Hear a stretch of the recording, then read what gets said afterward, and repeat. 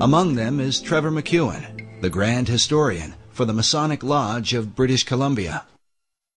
If you study architecture, you'll note that architects will occasionally play little in-jokes, where, say, in the frieze work around the top of a building, there'll be medallions so that are supposed to be old Roman coins.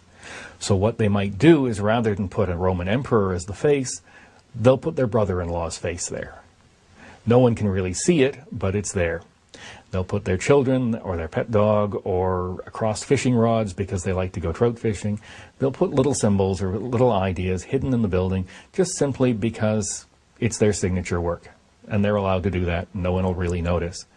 So I'm suggesting that if an architect who happened to be a Freemason stuck a Masonic symbol somewhere, he did that simply as part of his signature, as an expression of his own life.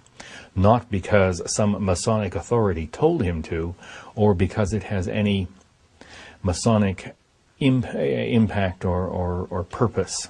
Well, they can dodge and move around all they want to. When you talk to a Mason who says, well, those symbols are just kind of fun things, or they're just accidental, they're not Masonic, that's nonsense. They're put there by Masons for Masonic purpose. The Masons write about it. They may say that to you at the church when you're talking to them at their church. They may say it to you in the living room when you're talking to the Mason in the living room, but the Masons write about it. You know, in their magazines, they do articles about them, and you go on the web and go onto the Masonic websites, and they brag about it. They point to it. One such Mason is Michael Bagent, the world-famous author of the book Holy Blood, Holy Grail. Bagent is on the board of trustees at Canonbury Tower in London. He is also the editor of the magazine Freemasonry Today, a publication that openly refers to Washington, D.C. as the Masonic City. Yet among the chief debates is the Masonic membership of its two chief designers, Pierre L'Enfant and Thomas Jefferson. What's interesting when you chase down Thomas Jefferson or someone like Pierre L'Enfant is it's like chasing a shadow. Many Masonic lodges and websites openly declare that Thomas Jefferson and Pierre L'Enfant were in fact Freemasons. Jefferson in particular is commonly placed in the lists of Masonic presidents, including this collection from the Harry S. Truman Presidential Library. Needless to say, Truman himself was a proud Mason. Some believe that modern Masonry denies the membership of Jefferson and L'Enfant to distance itself from the idea of a Masonic conspiracy in America's history. I mean, I can find you, it's on the internet, there were some Masonic editions of the Bible that list Masonic presidents, and Jefferson is listed. And so they say, aha, we know that Jefferson is a Mason, and you're trying to hide it because he was this awful deist, and you don't want to have an atheistic, non-Christian deist as one of your members. And the answer is no. The people that wrote the Bible, that wrote the supplementary pages for that edition of the Bible, made a mistake. The only way to prove anyone is a Freemason is to have their initiation records. His certainly are missing.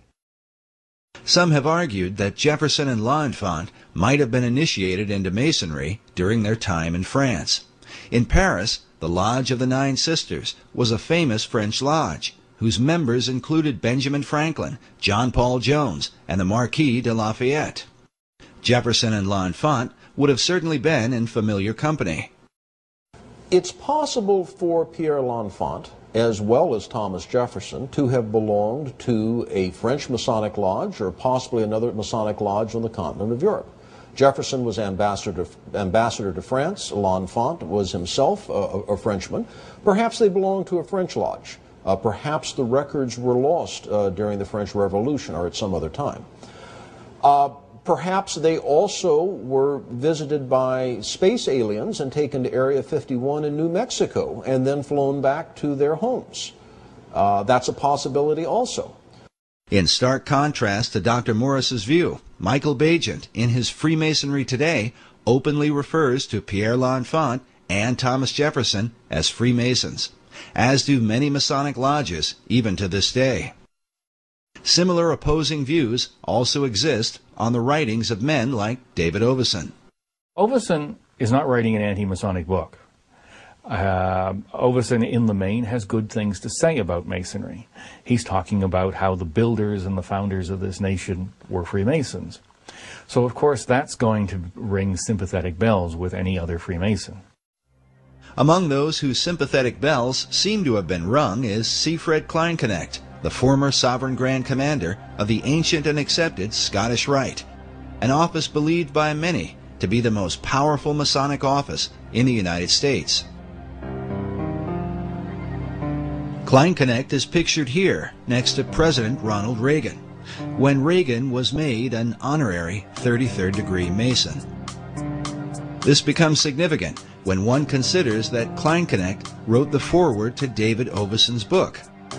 He begins with the words, "As above, so below," saying these words, attributed to Hermes Trismegistus, lie at the heart of the Western esoteric tradition. He later refers to the work as a fascinating and well-researched book. We asked Dr. Morris to comment. Brother Kleinknecht was the one who hired me to work at the Supreme Council as the managing editor of the Scottish Rite Journal. I've known him for over 20 years. I admire him as a Mason, as an administrator. I'm quite impressed at what he's accomplished. We don't happen to see eye to eye on that historical interpretation. But again, I think the important thing is he emphasizes in his introduction, or his foreword, that Oveson may have found an explanation. He doesn't say it is the explanation. Certainly it's an intriguing explanation, but I don't think that there is any historical basis to it.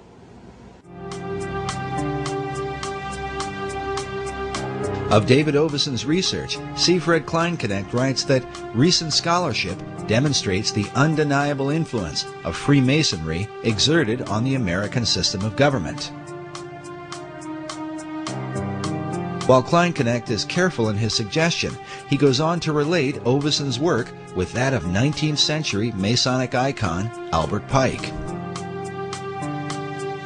Albert Pike is the father, really the father of American Freemasonry. I don't know of a greater authority on Scottish Rite Masonry than Albert Pike, because he authored it. He's the one who wrote Scottish Rite Masonry, the 32 Degrees. Albert Pike, in his ritual research, suggests that the ceiling of Masonic lodges should be painted with symbolic constellations. In the foreword to Oveson's book, Kleinknecht comments on Pike's suggestion for a ceiling design. He says, "The astonishing thing is that Pike's ceiling design reflects precisely the same mysteries observed by David Oveson in this book." Albert Pike was one of the most prominent 19th century Freemasons. He joined the fraternity, I believe, in 1859, just before the Civil War. He was a scholar of ancient languages, was very familiar with what we would call comparative religion today, and he was given the task by the Supreme Council for the Southern Jurisdiction to rewrite their rituals. And this he did just before the Civil War, and then after the Civil War, he was elected Grand Commander of the Southern Jurisdiction, and he served in that position until his death in, I think, 1891. Pike held the office of Sovereign Grand Commander for the Southern Jurisdiction, which is based in Washington, D.C. This is the same office that would be later held by Siegfried Kleinknecht. Albert Pike's great contribution to the Scottish Rite is his book, Morals and Dogma of the Ancient and Accepted Scottish Rite of Freemasonry. On the title page it reads, "Esoteric Book for Scottish Rite Use Only, to be returned upon withdrawal or death of recipient." It's given to the new Masons after they've gone through a series of stuff. Then they're given a copy of Albert Pike's book. Pike declared that the true definition of Freemasonry is an advance toward the light.